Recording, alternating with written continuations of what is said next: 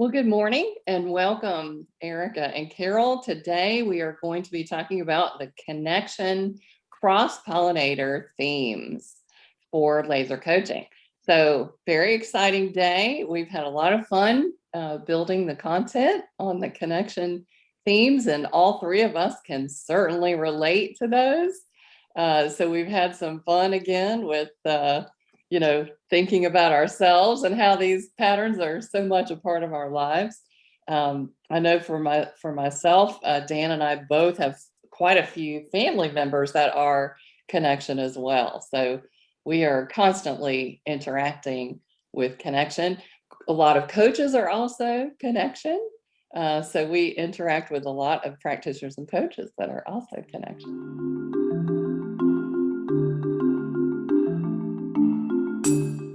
All right, so we have looked at the themes a little bit this morning. So Carol, what are your first thoughts about some of the patterns that we are coaching when we are coaching with someone with the connection pattern?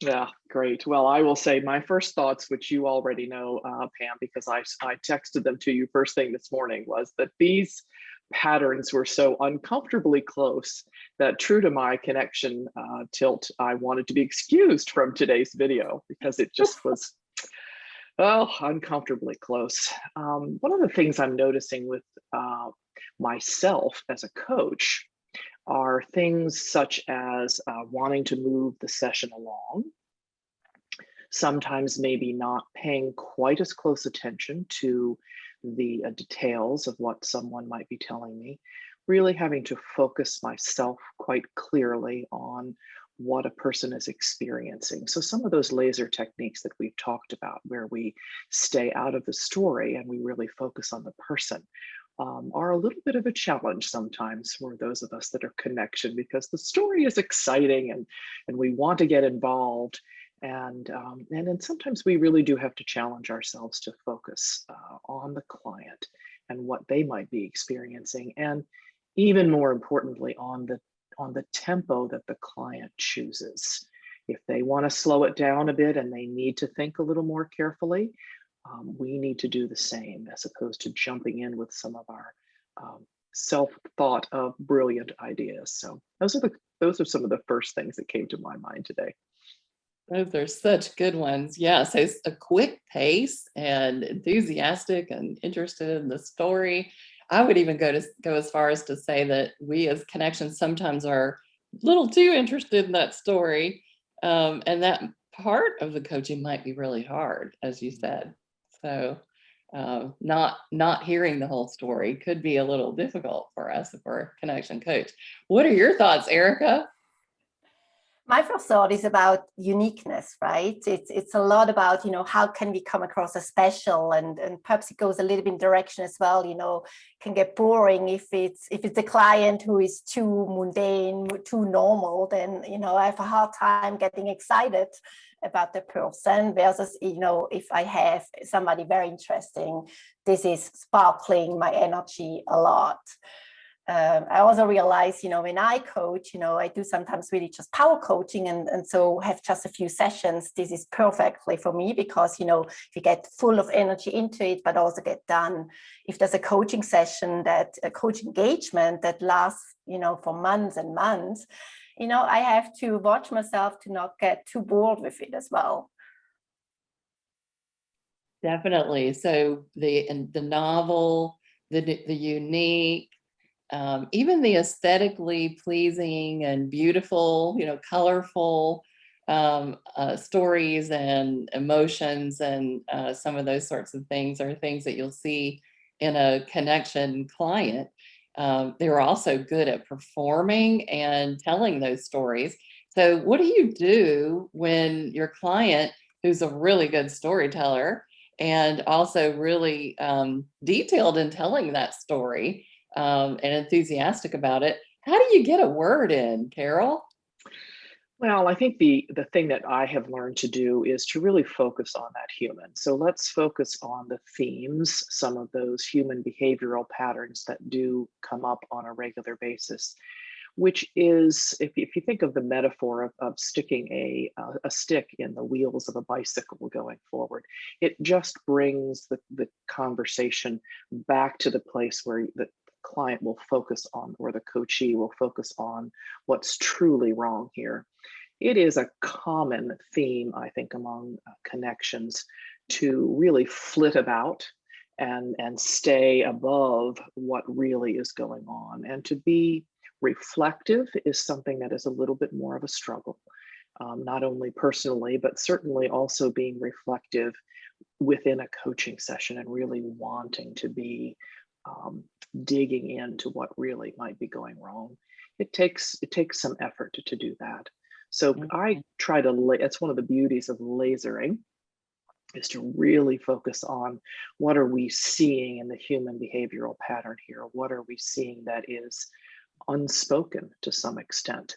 Again, because the connections love to be in the story, and the words and the speed is all part of the giant package, and realizing that there is something below that that is driving some of this. And quite often connections don't recognize that, because they don't slow down long enough to really consider it and reflect. And reflecting is a slow process.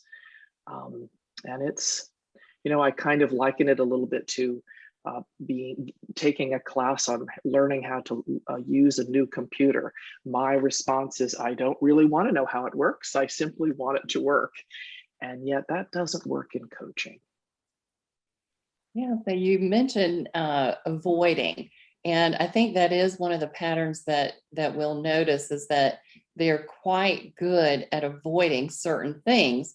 Erica, what are some of the ways that you've seen connection clients avoid the underlying something, and then also what is it that they're avoiding? So how do they avoid, and what are they avoiding? Yeah, perhaps starting with the later one, what they're avoiding, right? It's because it's so fascinating to start new ideas and do big things and, have your dreams and try to make them true. They will start a lot of things and it's exciting, but as soon as it gets a bit boring or repetitive or detailed, it gets, it gets too repetitive and it's not special anymore. So they're less likely to follow through and give up and just let it go and start the next new thing and chasing that without finishing it up. So, how they do that is just move on to the next one and just start something new without closing the other one. So in coaching, that can also happen. It can also happen when it gets too painful, perhaps to look at something. They don't want to feel that negative feeling, because also with connection, we know, they don't like, not feeling good about themselves, because they might have already a little bit of self-esteem issues. So looking at it in a harder way, they might just run away and avoid, feeling that sadness, loneliness. So this is how to avoid it. Just let's move on to the next thing and let's find a solution without discovering more about themselves and closing the cover again and just move on. And boy, are they busy, right? Usually packed schedules, full calendars, one thing to the next, and really good at being spontaneous in the moment. Can change gears, just at the drop of a hat, and never met a stranger. Like I've seen connection people just meet someone they've never talked to before. All of a sudden they're having this extensive conversation about all the people they in common that they know, and also going deep and really meaningful conversation very quickly. They're very interested in people, great emotional intelligence, and truly interested. But what happens in relationships later sometimes that causes other people to question their relationship or have trust issues? What do you think, either one of you? I think to some extent, Pam, it's that, as Erica was saying a minute ago, is that stick-to-itiveness. That doesn't exist to the same degree. It's a muscle that needs to be really worked on with connection. I often jokingly say the beauty of connection is that you always meet a new friend every day, because you don't remember that you met them yesterday or the day before. And there's some beauty to that as well. But the other thing is being reliable, and sticking to something that you have agreed to do. I think that's the muscle again that needs to be exercised for a connection. Yeah, I think kind of how they define work is relationships, using that and that emotional intelligence and being in conversation is just so tempting and so fun, and it is so rewarding that the idea of being alone and doing tasks is like just not fun, so they're also very persuasive and good at convincing other people who are good at tasks to please do them, for the project or for the cause, or, for the greater good of whatever is going on in the team. So they're very good at kind of spinning like, well, this would be why it would be good for you to do this. And I also find they're great recruiters. Like they know a lot of people, and because they've met a lot of people, they kind of also know like who's good at what. And even make fabulous recruiters themselves in companies, because they are so extensively connected and know who's interested in what, and oh, you should know this person, they're interested in the same thing, be happy to introduce you, very generous with their connections. And I think this is also what makes them kind of a great diplomat as well. Everybody loves them, they're just wonderful, fun people to be around, the life of the party, great performers. Some are even comedians, may come up with the funniest statements at the, opportune moment. The rest of us are like, why couldn't I think of that? When they do, they just come out with that spontaneous, funny thing. But it is important, I think, about the way that they work. Other tilts, structure, clarity, even impact, will sometimes judge connection as not getting work done. But I don't think that's true at all. They're getting a different kind of work done that has a different way of it happening. It's viral, it spreads. It's like they're the ones spreading the word. They're the ones talking about things to people they don't know, cross-pollinating. That's why we call it the cross-pollinator, cross-pollinating ideas so that they spread. So the quintessential TED Talk, the ideas that spread, the ideas that are worth spreading, totally had to be, started by a connection person. And of course, we love Oprah, like she's brilliant at, interviewing, people and their ideas and so forth. So that's kind of a good iconic example of someone. When they get stressed, what happens? I'll start by saying the words that you'll sometimes hear is confused or overwhelmed. So who would like to talk about that a little bit and what's going on in the stress reaction? Yeah, I can speak to that. I think, what's going on. They have so many great ideas and they're so open for input from all the different places. And they want to be, inclusive and collaborative. So it makes it hard for them to decide, which direction shall we go and what's best. There's also a little bit an element of, wanting to be liked by others. So they don't want to hurt anybody. So they have a hard time, letting go of people, letting certain people down. So, what do you do with that? You can't please everybody. So that's that overwhelmed, how do I make sure everybody is happy? How do I get all these great ideas done? And so they get confused, what should I do? How should I decide? How should I move forward? Yes, they're so inclusive, right? And interested in diversity. So they want a lot of different opinions brought into any decision. So you can imagine that they probably aren't as comfortable with certainty, and deciding and moving forward. And there's probably always some other idea that hasn't been considered. So one of the things they're really good at is socializing ideas or brainstorming. And those two things probably can add to that confusion, right? Because they get themselves confused, like talking to 8 different people about the idea and each one having a good point eventually kind of leads to, I don't know. And now there's so many different ways we could go. A little bit like the clarity tilt, who's thinking about all the ways things could go wrong. The connection's the yes person. So it's a little different considering all the ideas, but all of them are a yes, like all of them are possible ways of going forward. So that, can lead to self-doubt, self-deprecating, funny comments, things like that. Yeah. It can also be very frustrating, like for people around them, because it can happen, they make a decision and then they talk to somebody and say, oh, wow, this person has a great other idea. Let's do it this way.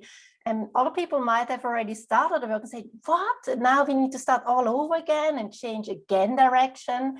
So, if people are more clear your structure, that's difficult. Yeah, they haven't landed that plane yet. And yet they've been talking about it.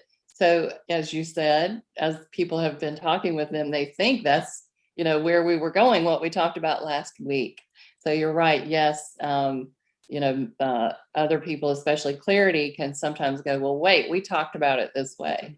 And connections answer would be like, well, that was weeks ago. Like we're way beyond that at this point.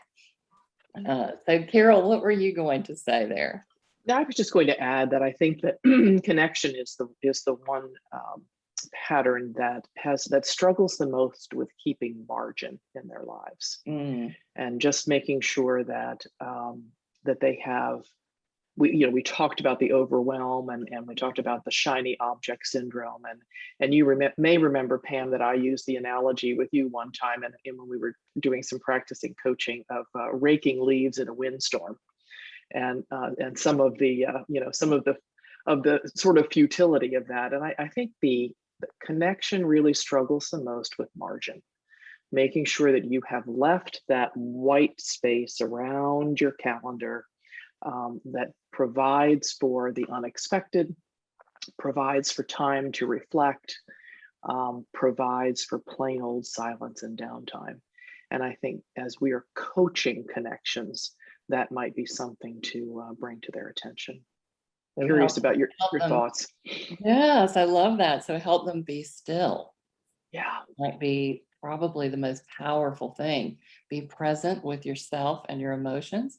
Be still. And so if we exhibit that as the coach and don't get caught up in their excitement with them, which we can sometimes, and remember that if we can be very present and calm, that they might begin to mimic that. In fact, they're very good at morphing themselves or shape shifting to be whatever the person around them is being because of that emotional intelligence. So they will mirror you pretty quickly and all of a sudden be tuning into themselves. So I think that being still that you bring up, very powerful demonstration or modeling of what is beneficial for them. All right. Is there anything else that either one of you think we might be missing here in the conversation about the connection patterns?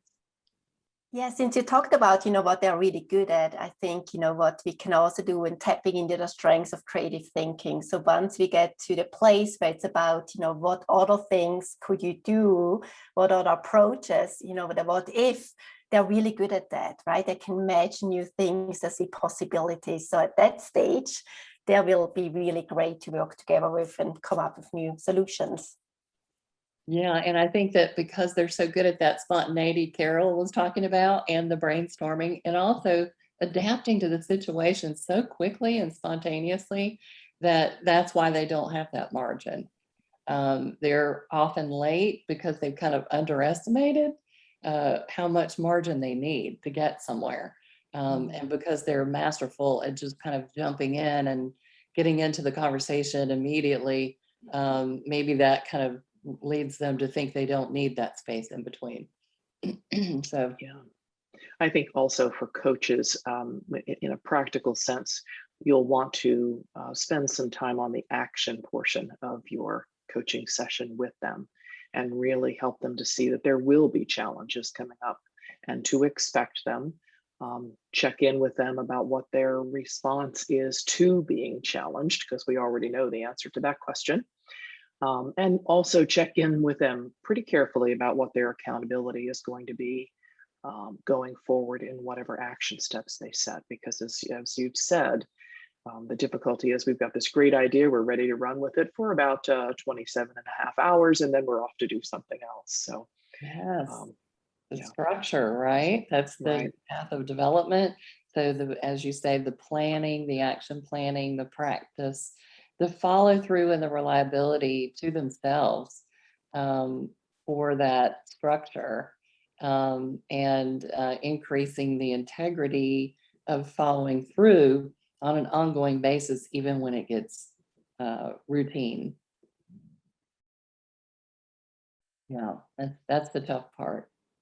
And then being present with themselves to kind of tune into what is it that they want, because they can sometimes like always be so focused on others and serving others and taking care of others, that they may miss what they want to focus on and what they need to have boundaries around. All right, great discussion from both of you. Thank you so much. And I look forward to being in the class discussion with both of you.